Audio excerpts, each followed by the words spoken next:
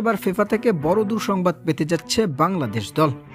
বিশ্ব ফুটবল নিয়ন্ত্রণ সংস্থা ফিফা শেষ কয়েক বছরে কয়েকবার তাদের র্যাঙ্কিং প্রকাশ করেছে, যেখানে সর্বশেষ ভারতের শ্রীলঙ্কা বাংলাদেশ বনাম ভারতের ম্যাচে গোলশূন্য ড্রর ফলে র্যাঙ্কিংয়ে 2 ধাপ এগিয়ে হামজা জামালদের জায়গা হয়েছিল তালিকার 183তম স্থানে।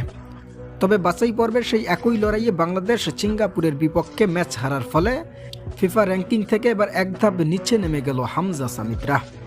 গত বৃহস্পতিবার ফিফার দেওয়া সর্বশেষ এবারের র্যাঙ্কিংয়ে বাংলাদেশের অবস্থান হয়েছে 184তম স্থানে, যেখানে বর্তমানে র্যাঙ্কিংয়ে এখন সবার উপরে রয়েছে বিশ্ব চ্যাম্পিয়ন আর্জেন্টিনা, দ্বিতীয় স্থানে স্পেন এবং তৃতীয় স্থানে রয়েছে ফ্রান্স।